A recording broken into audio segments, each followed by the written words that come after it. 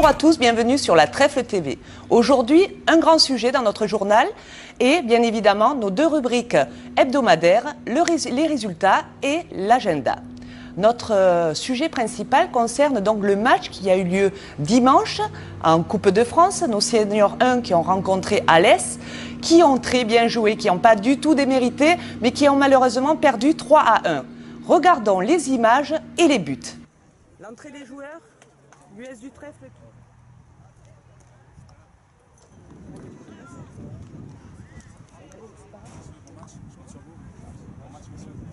Replace-toi, Johan, replace.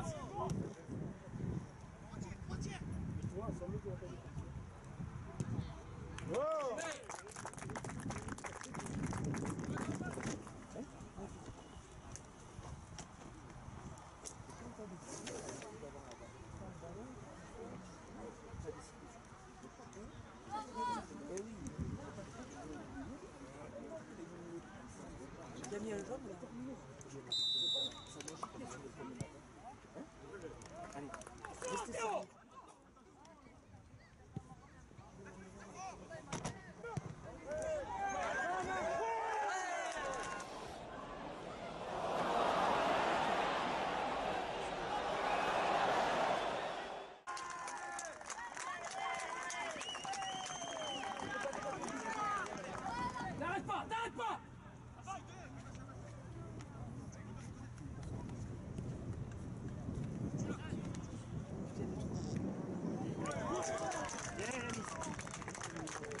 Vous avez vu, c'est de sacrés beaux buts. Hein. On aurait pu rêver et se voir déjà au Stade de France, mais bon, je pense que nous avons de jeunes joueurs au club et que ça va leur laisser un très bon souvenir. Par contre, je ne pense pas que ça laisse beaucoup de souvenirs au Semirois.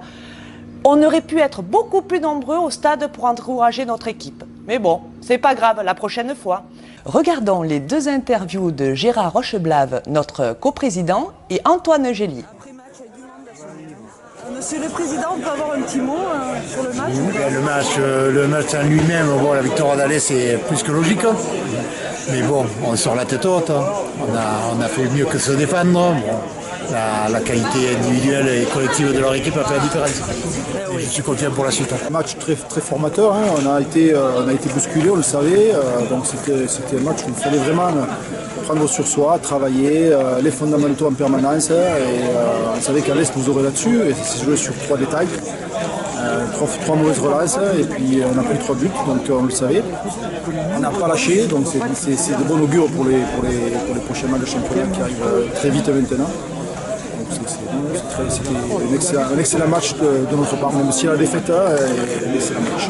Vous allez voir l'interview maintenant du capitaine et d'autres personnes. Et malgré la défaite, l'ambiance était très bonne. Pour la TV du Trèfle. Vas-y, recoiffe-toi. Voilà, là tu es beau. Vas-y. Pour Marc Dorcel. Qu'est-ce qu'il y a? Mais qu'est-ce qui se passe?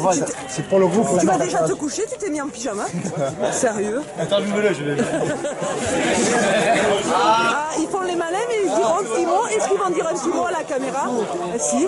C'est quoi son prénom? Parce que je ne connais pas. Ah, c'est Pierrick. Pierrick, un petit mot. On peut appeler à thème si vous voulez. Hervé, un petit mot. Hervé, il est toujours occupé, vous allez voir. Ah, Boris, est-ce que je peux avoir un petit mot sur le match, s'il te plaît? Non. Votre joueur, Antoine, Vali, National et Alexis National. J'étais pas au match, on m'en parle pas. Voilà. J'arrive à l'Estagne. Voilà, regardez. J'arrive à l'Estagne. Maintenant, les résultats et les classements.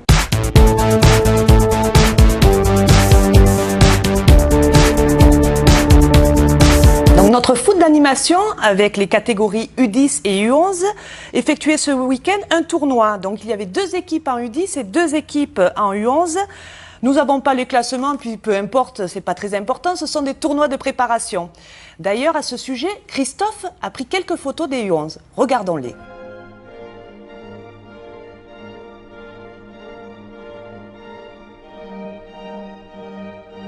Donc continuons, les U13-1 jouaient contre Anduze et ont perdu 2-0.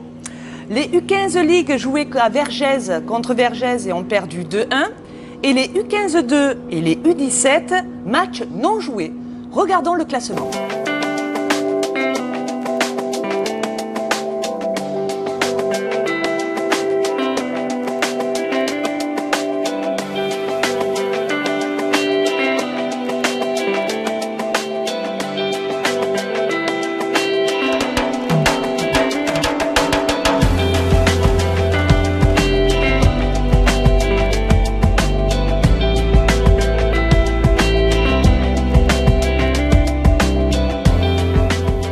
L'agenda.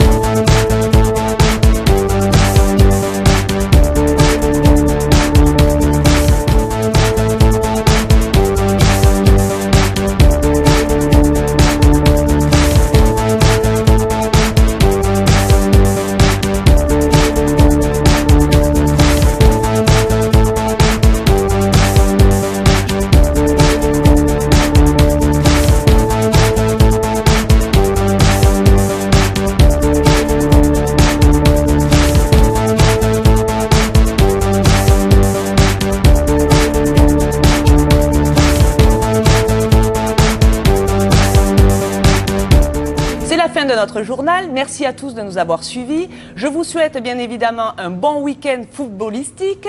Je vais y arriver. Une bonne semaine. Et je vous dis bien évidemment à vendredi. Ciao, ciao! Mais mon Dieu, où avais-je la tête? J'avais oublié la petite surprise. Allez, go, la surprise! Non, on la refait chaque fois. Tu mets pas ça.